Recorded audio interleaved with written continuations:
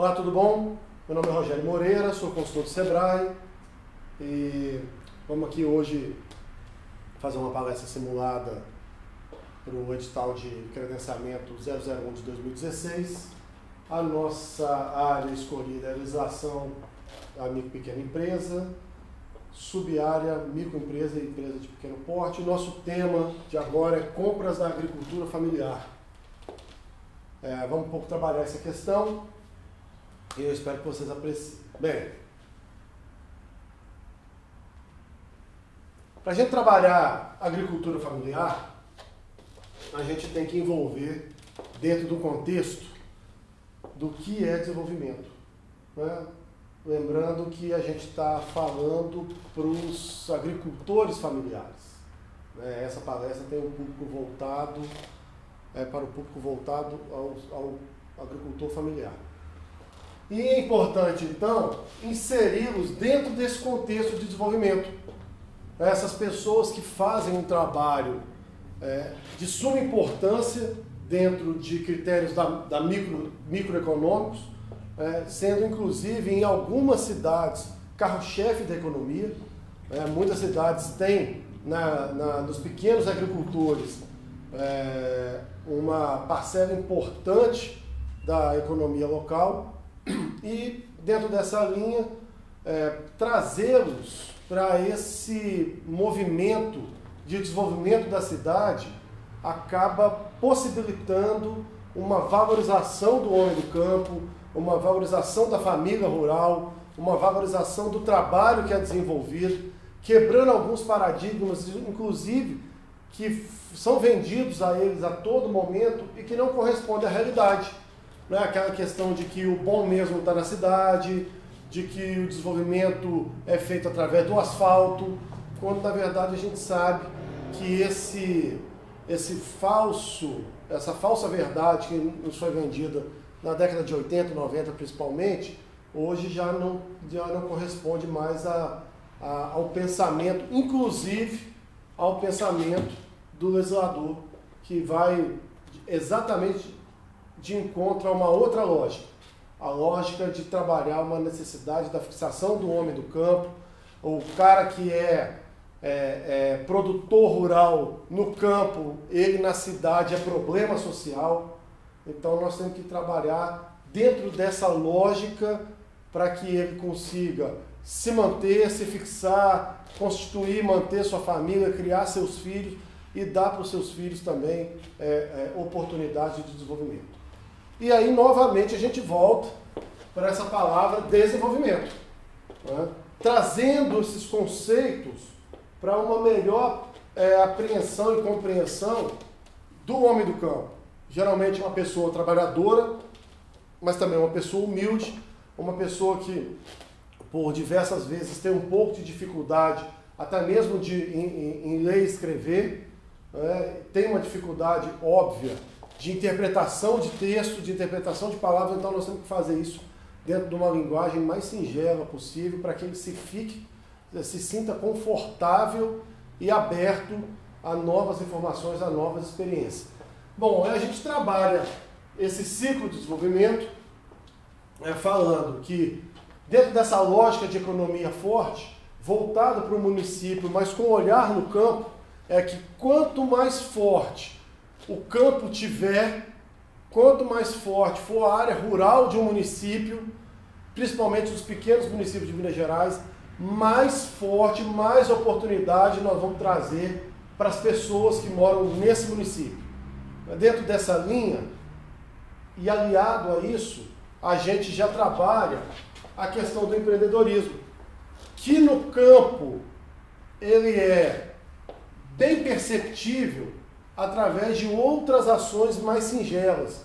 Exemplo, aquele que planta só uma cultura e resolve diversificar a sua produção, aquele que antigamente vendia o produto quase in natura e agora ele já consegue beneficiar o seu produto, agregando valor a esse produto, aquele que antigamente só conseguia escoar a sua produção através de atravessadores, e agora ele já consegue vender diretamente na cidade, ou se associou, ou se filiou a alguma cooperativa.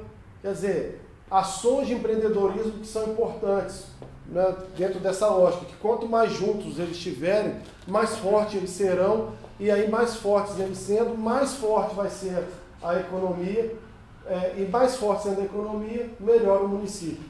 Obviamente que isso passa por uma questão intrínseca de geração de emprego e renda, a começar na geração de renda do próprio núcleo familiar, né? Porque realmente na roça, né, no campo, o pessoal da agricultura familiar, todos trabalham, todos daquele núcleo familiar trabalham, inclusive os menores, de alguma forma, eles desenvolvem algumas atividades dentro da área da chácara, do sítio, da roça, que acaba ajudando pai e mãe no desenvolvimento do seu negócio.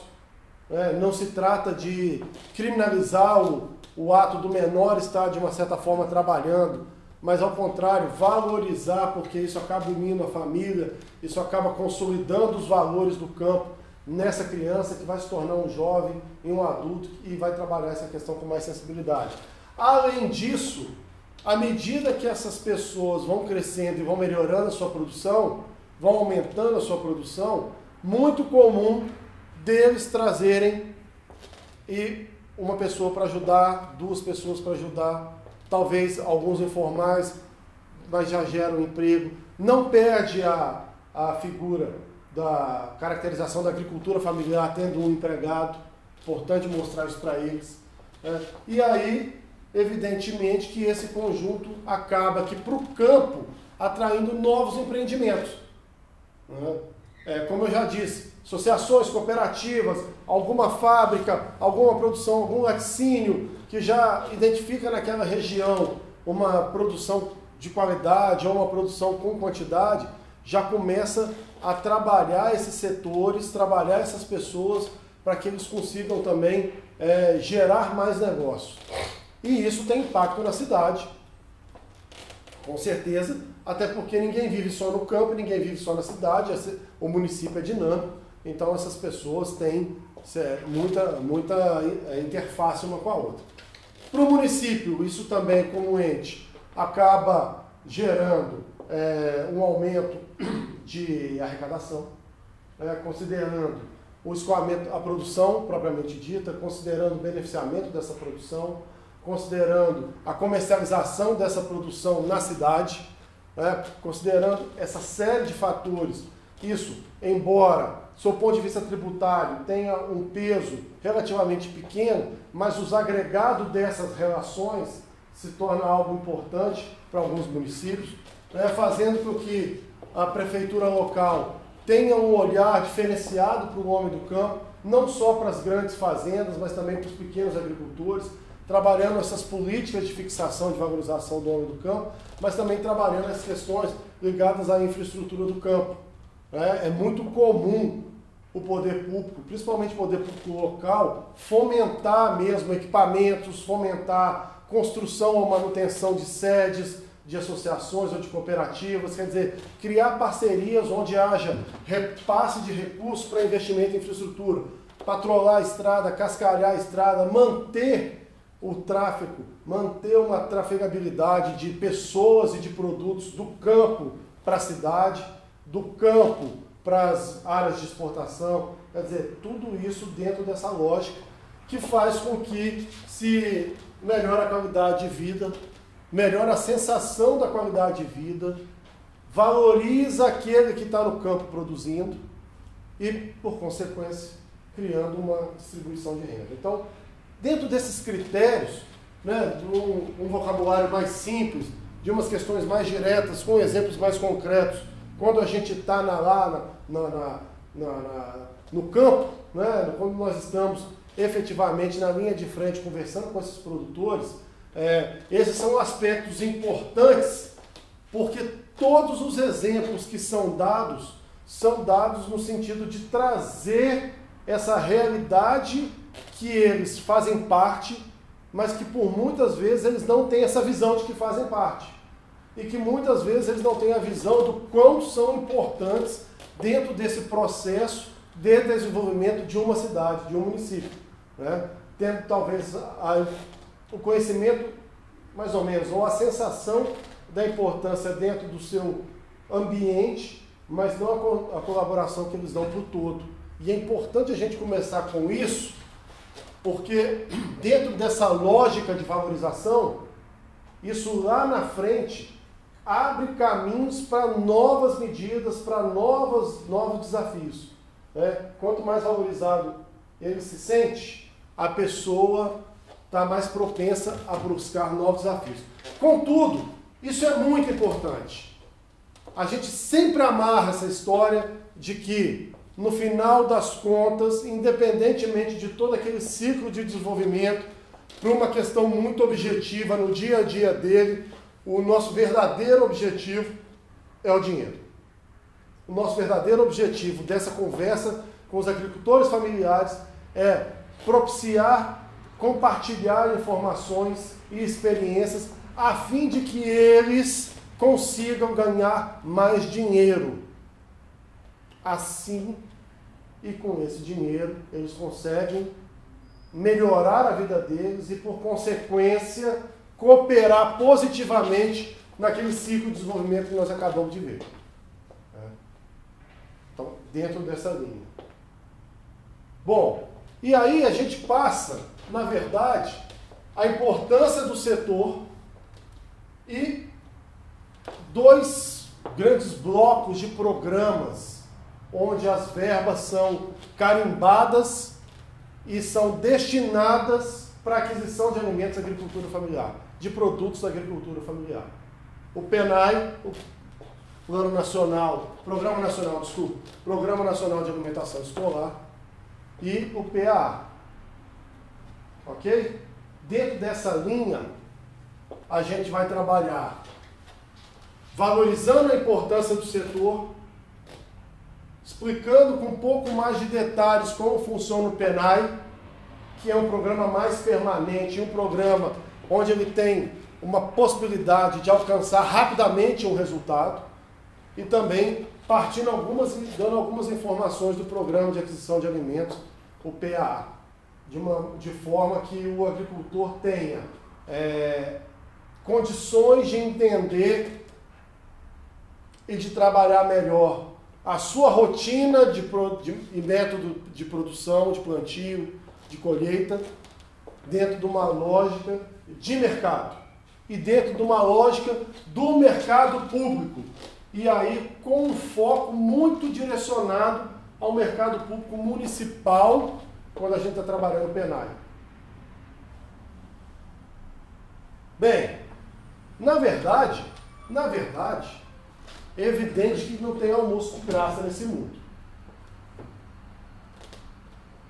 Não existiria uma política especial para valorização e fixação do homem no campo, principalmente o pessoal relacionado à agricultura familiar, se não tivesse uma preocupação e uma distorção dessa figura quando ele está no campo e quando ele está na cidade.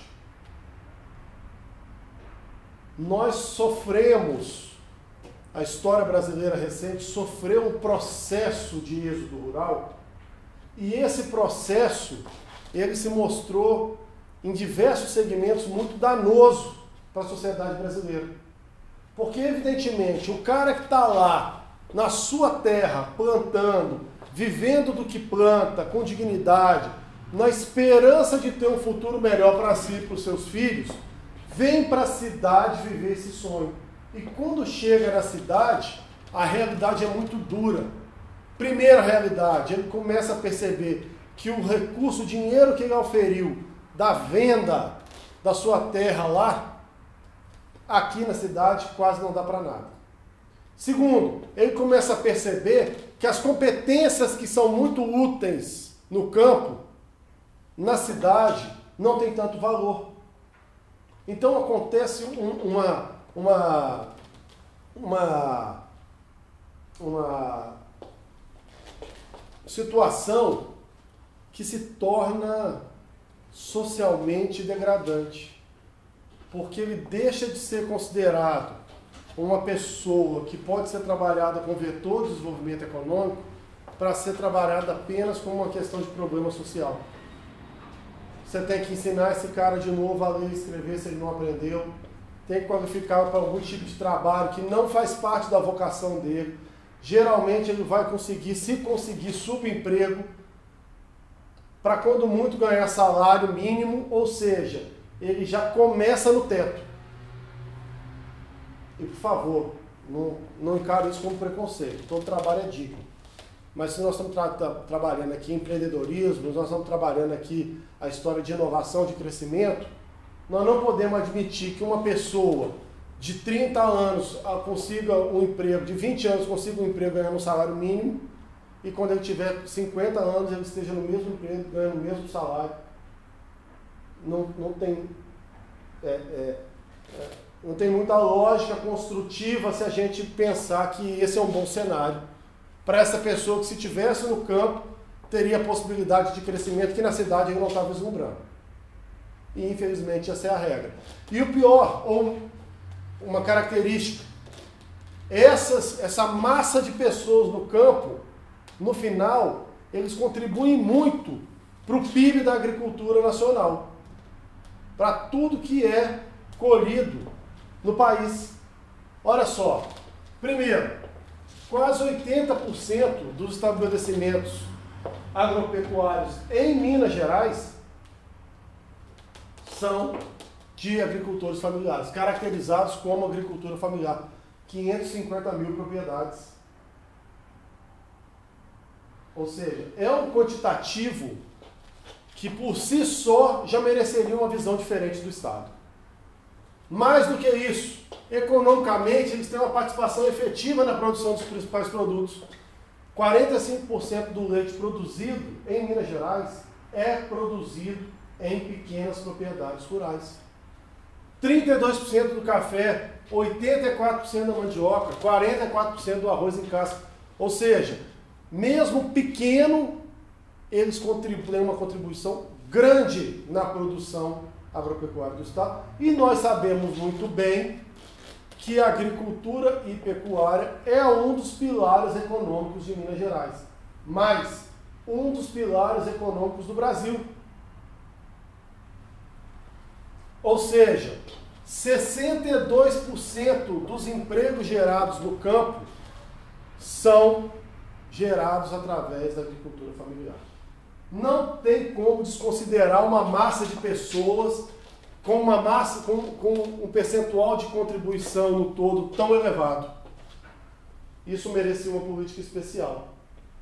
E aí, uma das formas de você constituir e valorizar uma política para fixar essa pessoa, para valorizar o que ele faz, é tentar, sempre que possível, dar para ele uma segurança financeira daquilo que ele está produzindo. Não tem outra questão.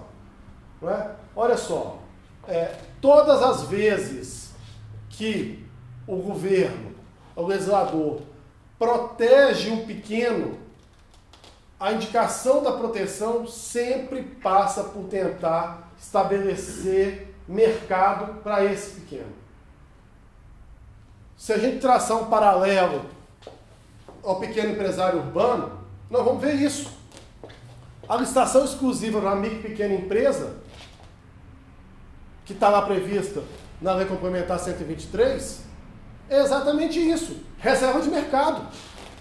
Reserva de mercado. Voltando para cá. O Programa Nacional de Alimentação Escolar constituiu isso em 2009. Uma reserva de mercado para o agricultor familiar poder ter a garantia de venda da sua produção. Como? A começar das unidades de ensino. A começar da alimentação daquele que é mais importante, que é a criança. E isso tem um impacto altamente positivo quando a gente começa a trabalhar no interior do estado. Por um motivo, que, embora não esteja ligado a nenhum tipo de normativa, traz um valor muito mais importante e muito mais fundamental. É que, na grande maioria das vezes, a criança que está estudando na escola pública é filho de uns agricultores ou sobrinho de uns agricultores. Então, ele com orgulho consegue levar uma comida de qualidade para a escola e ainda se manter financeiramente com essa venda. Tem um impacto positivo nisso, que é potencializador de grande transformação. Grandes transformações. Bom, nós sabemos muito bem que o ensino público, ele tem uma forma e uma fórmula de poder cobrir as despesas relacionadas à alimentação escolar. Então nós temos um Programa Nacional de Alimentação Escolar, o PNAE, que classifica os alunos de acordo com a sua escolaridade, o seu ponto onde está na escola. Cada uma dessas gradações são de responsabilidades diversas dos entes da federação. Né? Com isso, cada ente da federação recebe per capita uma diária para poder manter esse aluno alimentado. Por que foi feito isso? Só voltando um pouquinho. Porque já está provado. Aliás, vou voltar mais um pouquinho ainda. Por que foi criado o Programa Nacional de Alimentação Escolar? Primeiro, porque invariavelmente, e esse é um retrato muito duro da nossa sociedade, mas o que não significa que não seja verdade, invariavelmente, quem estuda em escola pública, principalmente em creche, ensino fundamental, indígena, é o filho do pobre. O filho do pobre estuda em escola pública. Nós podemos até falar de maneira mais bonita, mas a verdade é que é assim. No primeiro momento que um pai consegue melhorar um pouco sua condição financeira, ele tira o menino da escola pública, passa para uma escola particular, onde ele vai ter uma sensação de uma melhoria de qualidade de ensino. Ele tira a sua família do SUS e passa a tentar pagar um plano de saúde, onde ele vai ter um atendimento mais digno. Nós podemos criar aqui um monte de teses, mas na cabeça do pai, eu sou pai, eu sei que é assim que funciona, e provavelmente você que está me ouvindo sabe que é assim que funciona também. Podemos discutir essas questões, mas não adianta tapar o sol com a peneira. Então pensa bem, gente. Partindo da premissa que, infelizmente, só está na escola pública o filho daquele que não teve condições de dar uma condição melhor de ensino para o seu próximo, para o seu parente, é muito razoável também supor que a qualidade da alimentação que ele tem na sua residência não é adequada dentro de um processo de formação do aluno, do educando, do cidadão. Então, não adiantava pegar esse menino numa casa, tirar de uma família em estado de vulnerabilidade ou pobre, levar para a escola, porque ele não vai aprender nada com fome. Não adianta. Pode ser o melhor professor do mundo.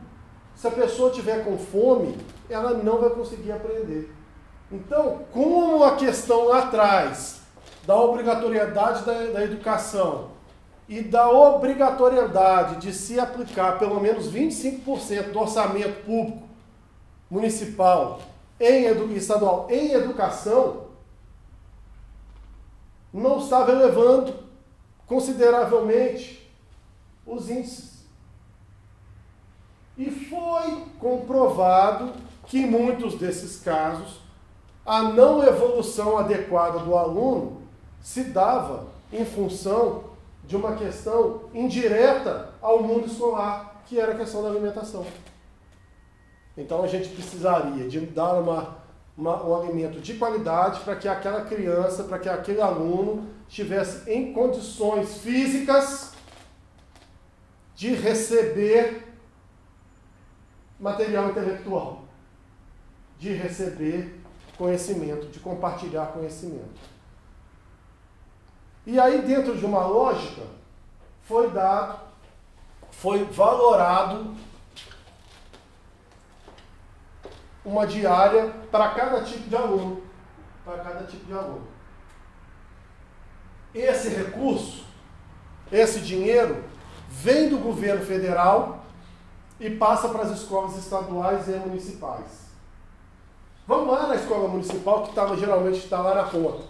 Geralmente, cada prefeitura recebe 30 centavos por aluno por dia para alimento, para que a prefeitura possa dar alimento para aquele aluno. 30 centavos por dia, através do PENAI, sendo que sempre esse recurso é menor do que a necessidade e a prefeitura banca com orçamento próprio o valor residual.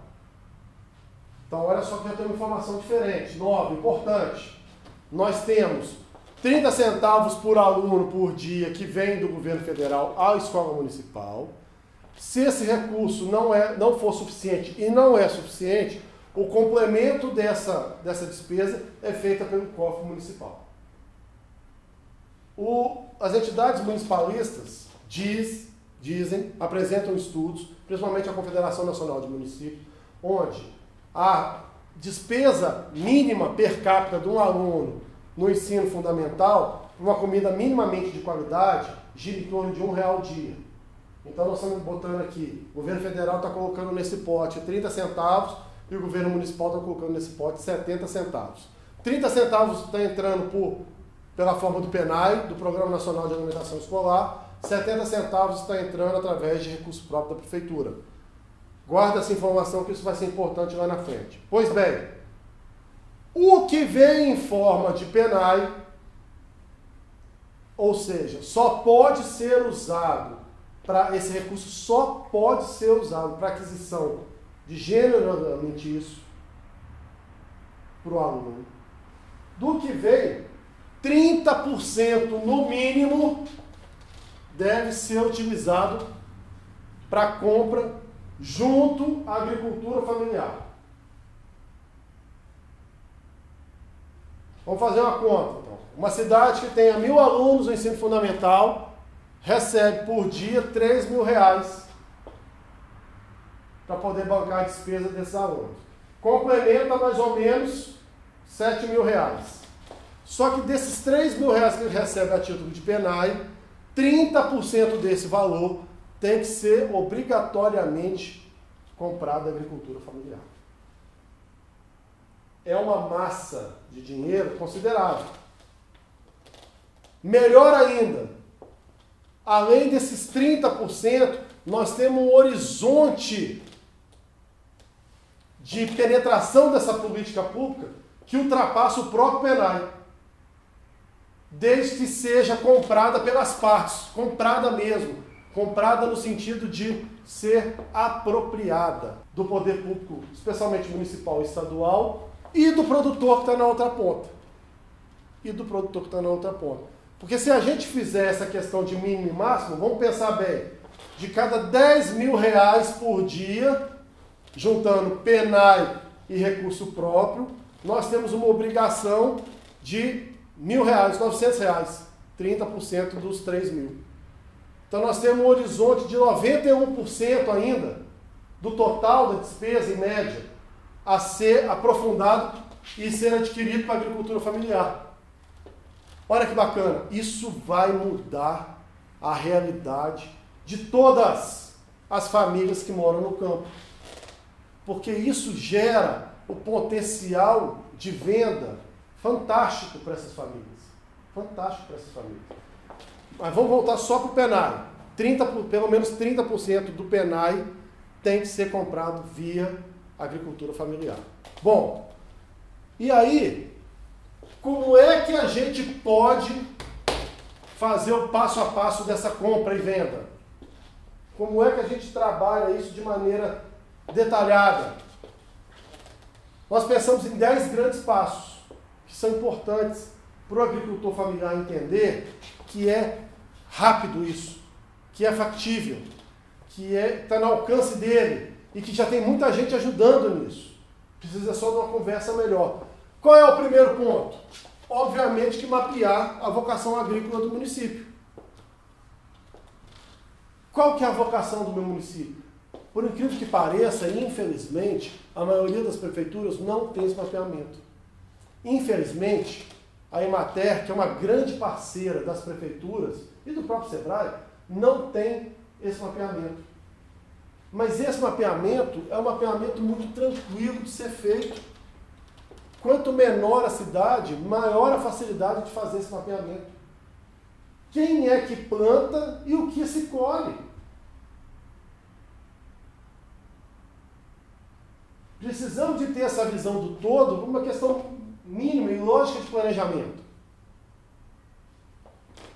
Bom, feito isso, aí tem uma atividade que é exclusiva da prefeitura, através do seu nutricionista ou da sua nutricionista, que é o quê? Elaborar o cardápio dos alimentos que serão consumidos pelos alunos na rede municipal de ensino, na rede estadual de ensino, isso é feito pelo Estado. Mas é uma coisa lógica, então nós temos que pegar a nutricionista, a prefeitura tem que pegar a nutricionista, e as instituições que estão apoiando esse projeto, o SEBRAE e a Emater, junto com a prefeitura, falar assim, olha aqui, nutricionista, esse aqui é o nosso mapa de vocação agrícola. Aqui na nossa cidade, aqui na nossa região, se for o caso, as pessoas plantam isso aqui e colhem isso aqui. Por favor, quando você for elaborar o cardápio, tente primeiro utilizar o máximo possível desses produtos, porque já estão na cultura empreendedora dessas pessoas plantarem isso.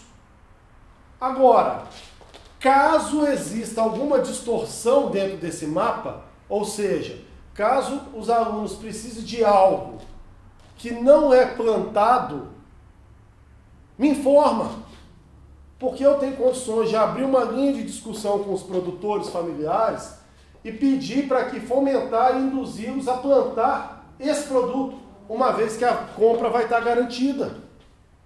Segundo, se eles plantam muito de uma cultura e que acaba sobrando e nada da outra, vamos readequar, vamos tentar, vamos propor, vamos estudar isso, vamos incentivar, vamos criar uma política própria de entrega de semente, de capacitação desse tipo de cultura. Porque é muito melhor alguém já plantar algo que sabe que a venda é garantida, com preço já pré-determinado, do que ficar nessa ciranda da sazonalidade e do desperdício. E aí a gente entra no terceiro ponto. Só fazendo um adendo do segundo, porque infelizmente, o que acontece? E eu já presenciei isso no campo, no loco. O profissional de nutrição, bem intencionado, quis fazer um cardápio acadêmico para os alunos. Assim como a faculdade ensinou para o nutricionista os nutrientes, as propriedades e tal, ela quis fazer desse jeito. Mas não considerou a realidade local. Então tinha um monte de alimentos aqui que poderiam ser substituídos por outros que já são produzidos na cidade, mas ela não queria fazer isso. Aí criou uma desconexão entre prefeitura e setor produtivo. E isso teve que ser trabalhado de uma forma a vender, a capacitar a profissional de nutrição e qualificá-la da importância do trabalho dela, não só para garantir minimamente condições do aluno compreender a matéria que está sendo dada pelo professor, porque ele vai estar alimentado de maneira correta, sob o ponto de vista nutricional, mas também a importância dessa ação dela como agente de desenvolvimento local. Então, ela não é só mais uma nutricionista, não é só mais como se a profissão fosse pouco, não. Mas ela é muito mais importante do que ela imaginou que seria, porque além de ser responsável pela nutrição das crianças, ela também é responsável pelo desenvolvimento da cidade, principalmente do homem do campo, quando ela elabora um cardápio que faça uma adequação, um equilíbrio entre necessidade nutricional e possibilidade de utilização de alimentos locais. Até porque, obviamente, quanto mais alimento local você utilizar, maior a chance de você utilizar alimentos frescos de maior qualidade. Uma vez que o produtor vai estar plantando algo que o filho dele ou o parente dele vai estar comendo na escola. Então você cria uma outra dinâmica, você valoriza todos os que estão envolvidos. Que, no meu modesto entendimento, é a melhor forma de você mudar uma cultura. Quando todos aqueles que estão participando do processo ganham em participar do processo. Então todos aqui estão ganhando algo. A nível de resistência é obviamente menor. E aí você define os preços. Porque essa é uma grande vantagem do instrumento de compra pelo Programa Nacional de Alimentação Escolar. Porque não é feita licitação, é feita uma chamada pública. A chamada pública elimina a concorrência entre os produtores. Elimina essa concorrência. A chamada pública é, em grosso modo, assim, olha, todos vocês interessados aqui que plantam batata, eu aviso que eu vou comprar 1.000 sacos de batata nesse ano e que vou pagar R$50 o saco de batata. Quem quiser me oferecer uma batata, que vem aqui dia tal, hora tal. Essa é a chamada. Então, não existe aquela figura do produtor que chega lá com um saco de batata a 50 e efetivamente sai com um contrato de 30. Porque não há discussão de preço, o preço já está dado. E aí vale, novamente, um trabalho integrado de valorização do profissional da administração pública que define esse preço. Porque, obviamente, se essa pessoa aqui não estiver antenada com a realidade do mercado local, ela pode acabar prejudicando o produtor, dando um preço médio muito baixo. Então ela não precisa de majorar o preço, mas ela pode fazer um preço que seja um preço bem atrativo para que o produtor rural se estimule a entregar o seu produto para a prefeitura e não vender para terceiros, ou para o SEAS, ou para não sei onde, ou na feira da cidade, que seja tão atrativo quanto lá. Porque aqui certamente a escala vai ser maior, vai ser melhor, e o dinheiro já está ali. E aí, naturalmente, ela, a prefeitura, quando for fazer a chamada, ela já pode, inclusive, utilizar todo o seu recurso de merenda nesse modelo. Então, nós não estamos falando do PENAI. Nós estamos falando do PENAI e mais aquilo que é a parte que a prefeitura complementa para a alimentação escolar. Então, nós damos um salto disso. A gente pode duplicar o mercado, triplicar o mercado em alguns casos, com essa venda garantida. Por quê? Porque se esse recurso aqui, ele também é utilizado, está carimbado para aquisição de merenda escolar, nós podemos fazer isso tudo aqui no mesmo modelo. E fazer a adequação legislativa dentro do município, seguindo inclusive o padrão da legislação nacional. Agora, é evidente que não dá para cobrar esse tipo de articulação apenas do produtor que está lá, coitado. Porque ele, não coitado de coitadinho, coitado porque ele não vai ter essa estrutura. Mas nós temos que trabalhar isso em conjunto. Porque se ele começa a despertar esse tipo de questão, naturalmente se organiza, naturalmente se reivindica. E aí reivindica para um bem que é para da coletividade. não só do proprietário tal, do agricultor tal, e sim do conjunto de agricultores familiares do município tal. Criamos uma política pública através de uma melhoria de uma outra política já desenvolvida. Bom, realizou a chamada. O produtor tem que fazer o que a gente chama de projeto, o que a lei chama de projeto, que na verdade é a proposta. Traçando paralelo com a licitação, é a proposta. Então, olha, eu, prefeitura, indiquei que ia comprar 1.000 sacos de batata, R$50 o saco. O fulano de tal produtor elabora um projeto falando que ele tem condições de entregar 50 sacos de batata. Então, que vai entregar os 50 sacos a R$50 o saco, R$2.500, que é o projeto dele. Nesse ponto é importante fazer justiça. Embora confeccionar o projeto seja algo absolutamente simples e que, mais uma vez, o Sebrae tem um produto específico para ensinar o agricultor familiar a desenvolver isso, é um treinamento específico para a agricultura familiar, um curso específico para isso. Nesse ponto, as unidades da Emater também são uma grande parceira da agricultura familiar.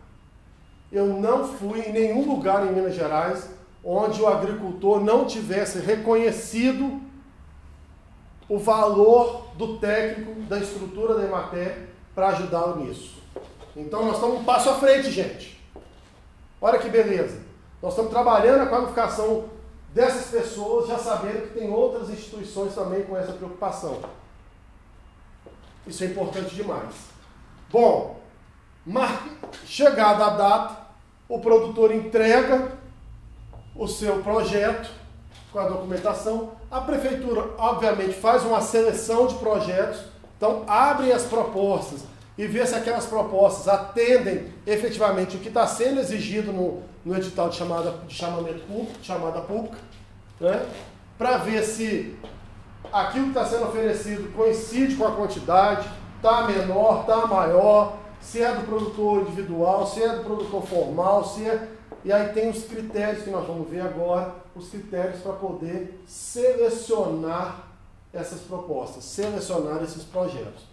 Selecionou o projeto, obviamente informou para cada um o que cada um ganhou efetivamente, e aí você assina os contratos. Assinou o contrato, o produtor entregou o produto, recebeu o pagamento. Isso também é outro ponto extremamente favorável. Extremamente favorável. Felizmente, eu não conheço nenhuma cidade, nenhuma prefeitura que tenha atrasado o pagamento de agricultor familiar. Graças a Deus, né, gente? Porque vamos pensar o seguinte, o cara que está na agricultura familiar, ele está na base da pirâmide. Se você atrasa o pagamento desse cara, você está comprometendo o sustento dele no mês seguinte. Então a prefeitura, todas as prefeituras pelas quais eu tive contato, felizmente, não existe problema no pagamento, o que aumenta demais a credibilidade junto aos agricultores familiares. Então, nós aqui, da agricultura familiar, confiamos que ela, caminhando nesses passos aqui, quando eu entregar o meu produto, eu vou receber dentro do prazo que foi estipulado. Dentro do prazo que foi estipulado. Bom, eu quero trabalhar um pouquinho com vocês, um pouco mais de informação acerca de alguns pontos que são importantes para nós aqui da agricultura familiar entendermos. Primeiro é a confecção dos projetos, né? O projeto é o documento que formaliza o interesse em participar do processo. Ou seja, lá atrás a prefeitura chamou aqueles eventuais interessados, falando, olha, todos aqueles interessados em vender batata da agricultura familiar, eu vou comprar 1.000 sacos de batata, R$50 o saco. Quem tiver interesse, que venha aqui dia tal, na hora tal, e apresente o seu projeto. Ok? O projeto pode ser elaborado de 3 formas. Individual, ou seja, cada agricultor familiar faz o seu. Ok? Ele pode ser também trabalhado em grupo informal, ou seja, 2 ou mais agricultores em cada projeto, mas mesmo assim a responsabilidade mesmo o projeto sendo único, a responsabilidade é de cada produtor, porque esse grupo é informal, e ele também pode ser trabalhado através de grupo formal, no caso onde os agricultores são reunidos em cooperativas ou associações. Aí, nesse caso, quem está elaborando o projeto é a cooperativa ou a associação correspondente. Então, viu? Nós temos todas as formas possíveis de se atender o agricultor familiar. Né? O que deve ter no projeto? O nome e o CPF do responsável, lógico, né? O número da DAP, que é a declaração de aptidão do PRONAF, física de cada agricultor, quais produtos que vão ser entregues de acordo com o edital de chamada pública e a assinatura do responsável pelo projeto. Obviamente, só vale para a administração pública, o mínimo de burocracia possível, tem que estar assinado esse documento. Esse projeto pode e vem sendo elaborado com auxílio de várias entidades articuladoras. Aquilo que eu expliquei lá atrás, a EMATER principalmente. Então, nós estamos ok. Mas é importante o agricultor ficar sabendo que caso ele ainda não esteja organizado em cooperativa, ele não perde esse direito. Mesmo que ele ainda tenha aqui algum problema na sua declaração, de repente ele já consegue com um grupo informal trabalhar, se ele for agricultor familiar. Lembrando, não vale usar esse benefício da lei para fraudar o processo. Lá na seleção de projetos, quando eu expliquei que é o momento que a prefeitura pega todas as propostas, todos os projetos apresentados e faz essa seleção para entender se a quantidade aqui atende, a quantidade do conjunto de propostas atende à exigência do edital de chamada pública, se todas as pessoas aqui estão com os documentos ok, se formalmente está tudo resolvido, se aqui está sobrando alguma coisa, está faltando alguma coisa. O que acontece no caso de empate? Ou no caso onde o número de bens oferecidos é maior do que o número de bens que devam ser adquiridos. A prefeitura, a legislação, não só a prefeitura, a legislação já dá essa resposta. Ela já cria o critério de preferência. E aí, esse critério de preferência é um critério que busca valorizar quem está no campo, mas quem está organizado. Quanto mais organizado, melhor. Então, para a seleção, os projetos serão divididos em grupo. Fornecedores locais e grupo de fornecedores locais, fornecedores de projetos no território rural, projetos do Estado e projetos do país. Então, o primeiro critério de preferência é pela ordem geográfica. Olha só, nesse ponto, a legislação de compra para a agricultura familiar, ela ainda avançou mais do que, por exemplo, das compras públicas normais através de licitação. Ela já saiu com uma ordem que dentro de cada seleção, embora a gente possa receber projetos de qualquer agricultor de cooperativa do país, mas a gente vai selecionar em grupos. Dentre os grupos, a gente observa a seguinte prioridade de seleção. O grupo de projeto local tem prioridade sobre os demais grupos. Então, se a gente, no meu exemplo de batata, se tem 2 projetos, um grupo de fornecedores locais que oferecem os 5.000 sacos de batata e um grupo de fornecedores da cidade do lado que também oferece os 5.000 quilos de batata, eu dou preferência para os da minha cidade. E acabou. O grupo de projetos fornecedores do território rural terá prioridade sobre o do estado e do país, ou seja, o local tem preferência sobre o regional tem preferência sobre o estadual tem preferência sobre o nacional. Quanto mais perto da sede requisitante, maior a preferência. Em cada grupo de projetos, ainda é observada uma ordem de prioridade de seleção. Então, dentro, por exemplo, dos grupos de fornecedores locais, a gente faz uma seleção. Os assentamentos e as comunidades tradicionais indígenas e as comunidades quilombolas, entre eles não há prioridade. Então, todos concorrem com o mesmo processo, a mesma ordem de preferência. Mas os fornecedores orgânicos têm preferência sobre os outros, sobre os inorgânicos. Lembrando sempre que os orgânicos ainda têm um plus no preço. Os grupos formais têm preferência sobre os grupos informais. E os grupos informais têm preferência sobre os fornecedores individuais. Lembrando então, olha só que bacana, nós temos alguns critérios de preferência no momento de seleção. Primeiro, uma preferência geográfica. O local tem preferência sobre o regional tem preferência sobre o estadual e o estadual tem preferência sobre o nacional.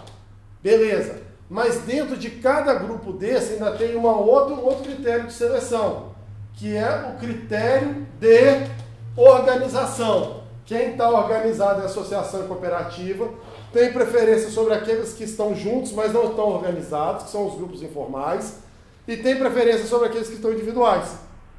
Aqui é o contrário, né? Organizados, a cooperativa, organizados informais e o individual.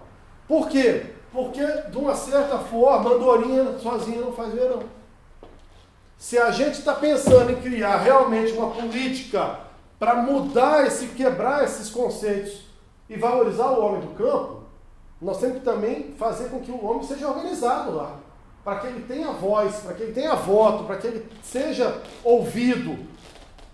Então, é uma maneira inteligente, porque não exclui ninguém, mas é uma maneira inteligente de induzir e de incentivar a organização dos produtores, né?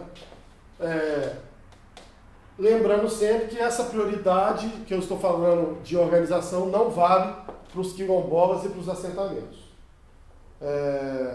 Caso o grupo local não consiga entregar tudo aquilo que está sendo pedido e exista projeto de grupo regional, o saldo remanescente pode ser fornecido por esse, e assim sucessivamente.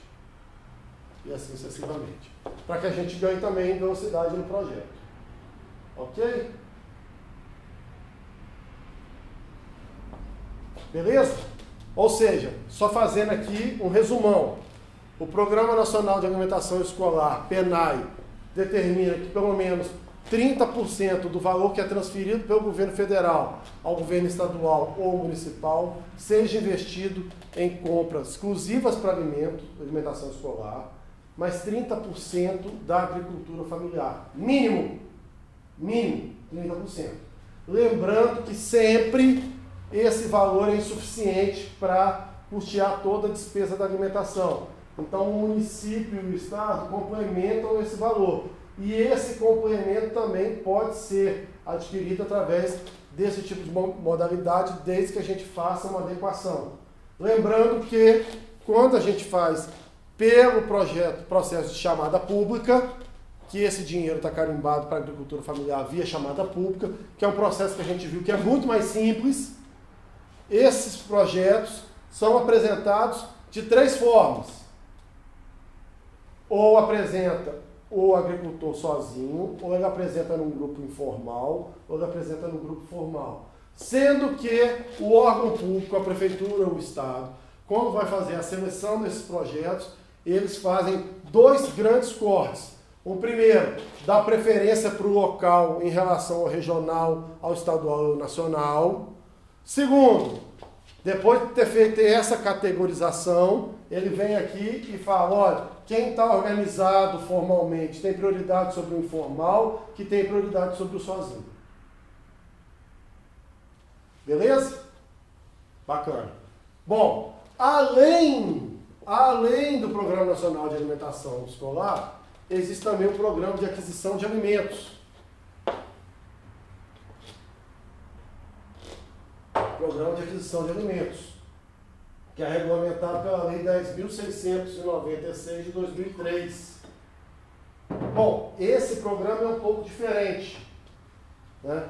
Na verdade, esse programa ele tem 3 grandes objetivos. Acesso a alimentos adequados pela população com segurança alimentar, ou seja, poder fazer com que aqueles que estão abaixo da linha da pobreza consigam, pelo menos, se alimentar com uma comida adequada. Segundo, inclusão social e econômica do homem do campo. Então, isso também tem um objetivo que é muito parecido com o do PNAE, né? Valorizar o homem do campo. Formação de estoques públicos estratégicos, ou seja, determinados alimentos que estrategicamente são utilizados como ferramentas de políticas públicas estaduais e nacionais, eles podem ser estocados, e aí esse estoque, a aquisição desse estoque, pode ser feita através do Programa de Aquisição de Alimentos. Pode ser feita através do Programa de Aquisição de Alimentos. Tem um grupo gestor com 6 ministérios, isso acaba mudando um pouco o grupo gestor, não porque muda o programa, mas porque geralmente o órgão federal acaba mudando a nomenclatura, a organização administrativa dos ministérios, mas geralmente tem alguém ligado a desenvolvimento social, combate à fome, desenvolvimento agrário, agricultura, pecuária, abastecimento, planejamento e orçamento, fazenda e educação, quer dizer, muito mais, usando os conceitos da linha de atuação de cada coisa, a gente consegue executar. Falando em executar, os executores do programa são os estados, municípios e federal, além da CONAB. Ok? O PAA tem 6 modalidades de projeto, de programas. Então você tem o PAA da compra direta, o Programa de Aquisição de Alimentos via compra direta, via apoio à formação de estoque, via produção e consumo de leite, via compra com doação simultânea, via compras institucionais, via compra de sementes. Tudo isso voltado para o homem do campo, para a agricultura familiar, gente. Estamos falando só de agricultura familiar. E aí vamos trabalhar isso, olha só que legal. A modalidade compra direta tem como objetivo o acesso à alimentação adequada e sustentação dos preços. Então, é uma política estratégica federal para dar acesso à alimentação adequada a quem está em estado de vulnerabilidade, o que a lei chama de estado de insegurança alimentar, ou para sustentar preço, para evitar especulação, para regular os processos e os preços daquele segmento, né? Por fatores, às vezes, internos, externos, escusos. Então, o governo usa como ferramenta. Cada produtor da agricultura familiar pode vender nessa modalidade até R$8.000 por ano, via CONAB. Então, o PAA é diferente do PNAE. É lançado um outro edital de chamada pública específico. É específico.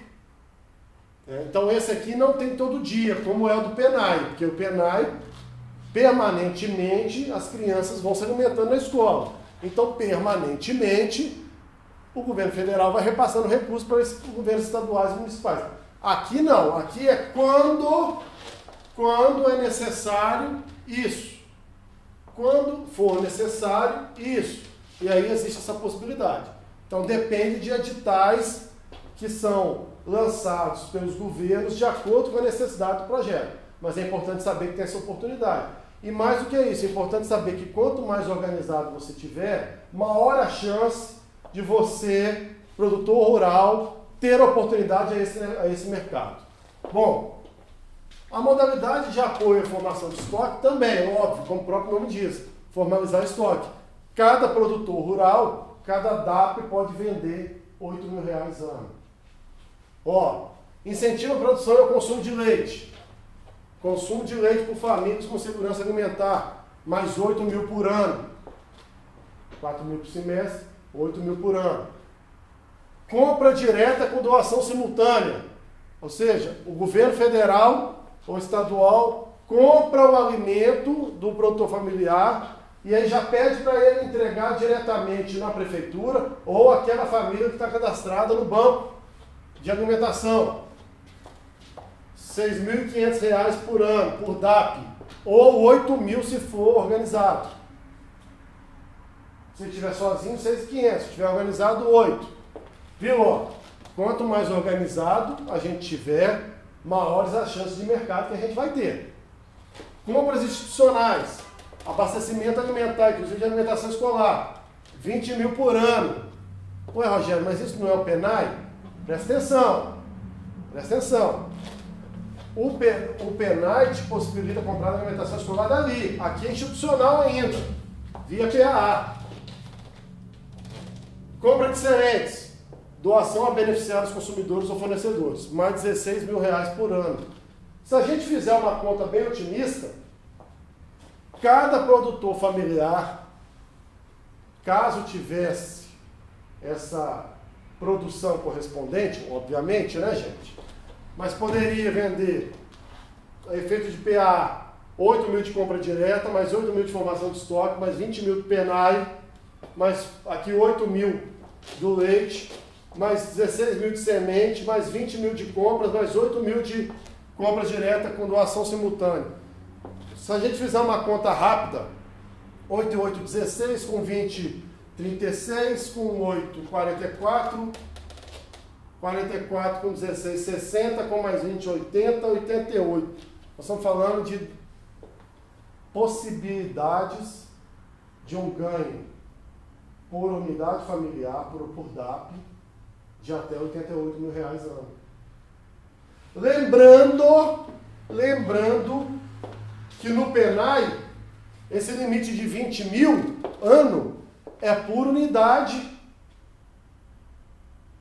Então, a prefeitura A pode comprar daquele agricultor até R$ 20.000 por ano.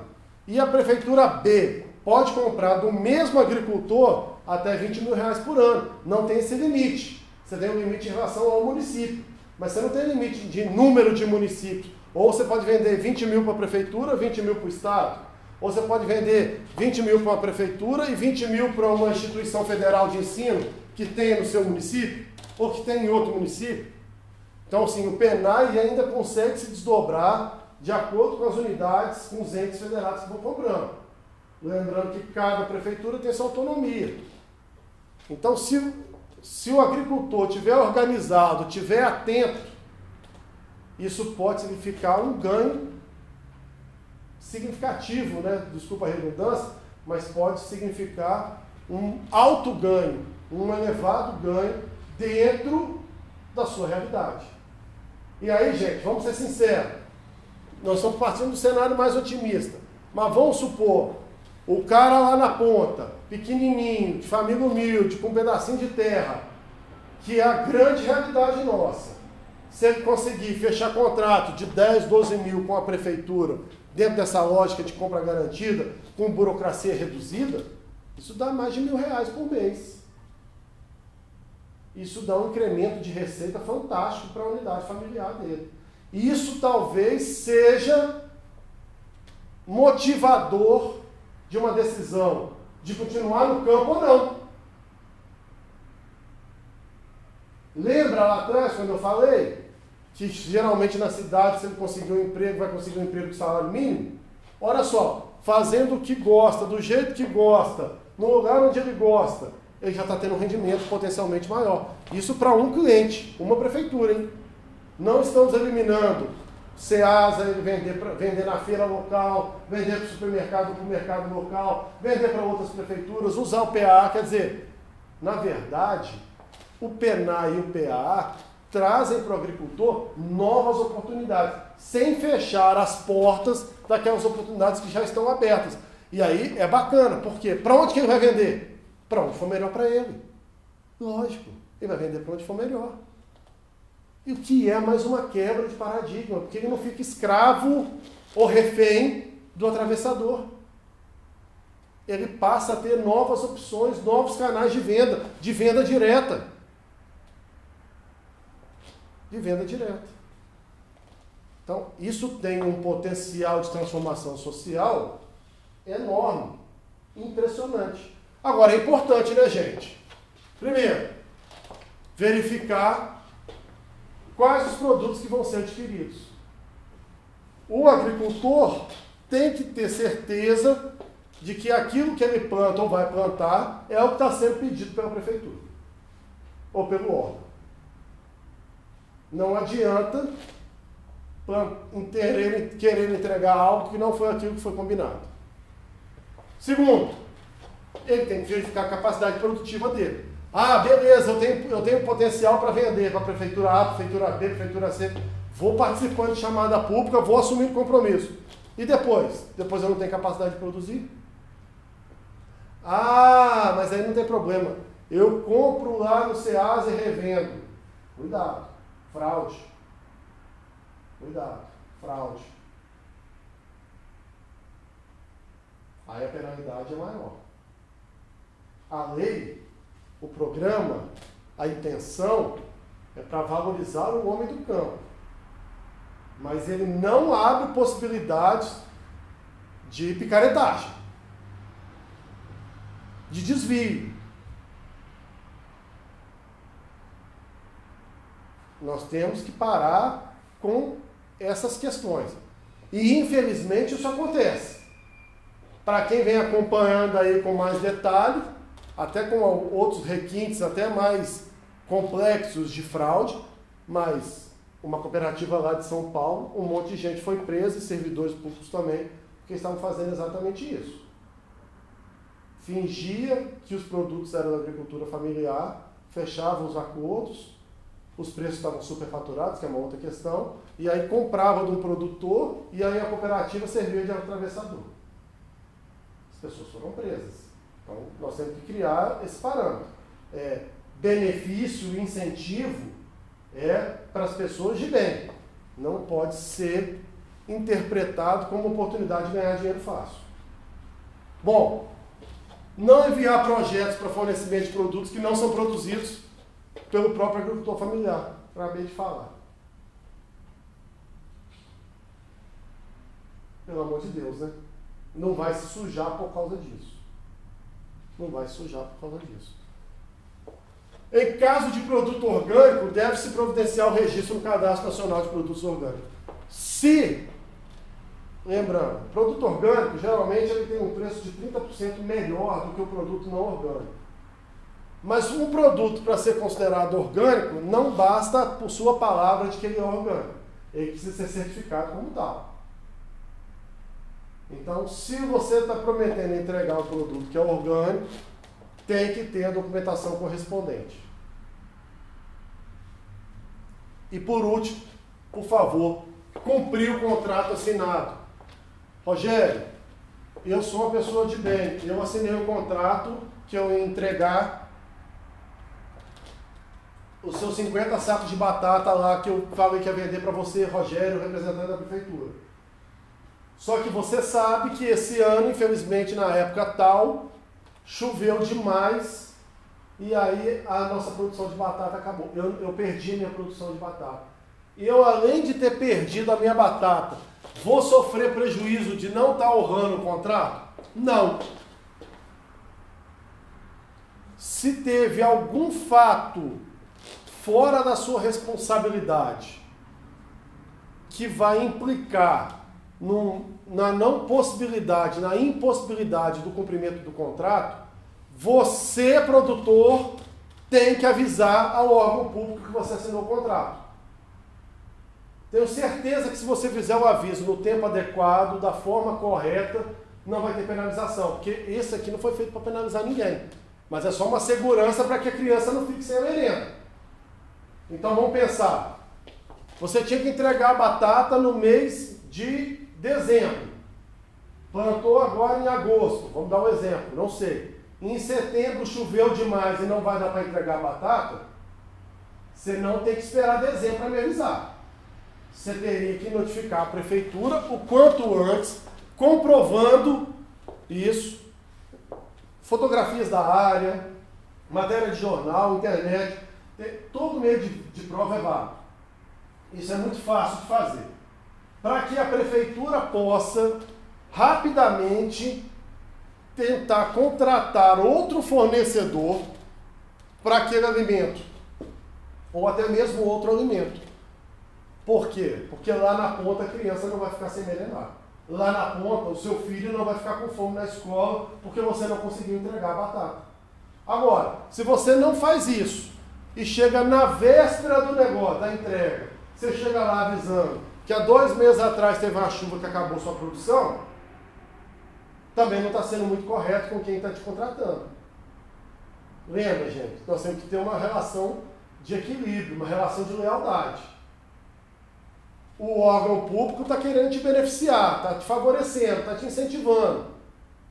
E você, da mesma forma, tem que prestar essas informações quando algo acontecer. O que a gente espera que não aconteça, mas pode ser que aconteça. Fica tranquilo. Se aconteceu, eu sei que é triste. Fica tranquilo é até uma expressão que não é muito bem aplicada nesse caso. Mas assim, aconteceu, fique preocupado.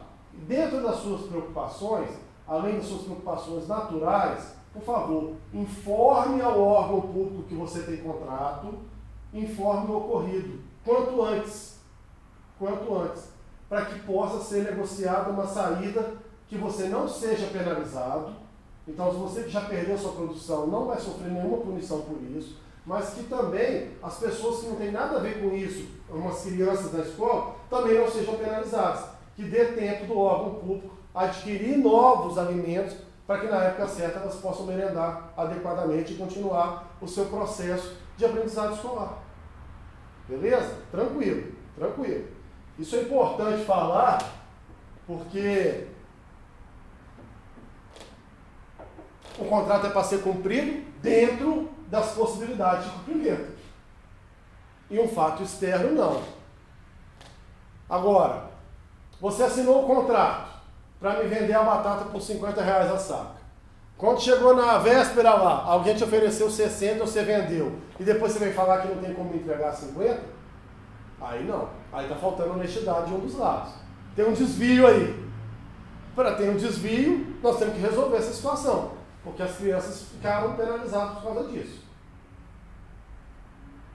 Então a gente tem sempre que encaixar, fazer essa medição aí de água e fubá, para que dê para todo mundo e que todo mundo fique bem, dentro daquilo que a gente acabou de combinar, dentro daquilo que foi assinado em cima da combinação que você trouxe a proposta. Fica tranquilo, mas vamos trabalhar corretamente. Ok? Muito obrigado, estou à disposição, meus contatos estão aqui. Se vocês precisarem de alguma coisa, a gente está à disposição. Lembrando que realmente nós acreditamos muito nesse projeto. Esse é um dos projetos que é carro-chefe do Sebrae Minas. O projeto de agricultura familiar é um dos carros-chefes do Sebrae Minas. Esse projeto de agricultura familiar tem uma interface muito bacana com o Emater, tem uma interface muito interessante com as próprias unidades das prefeituras municipais a respeito da importância desse trabalho. Então, assim, eu espero que vocês ganhem muito dinheiro e que continuem entregando produto de qualidade. Obrigado.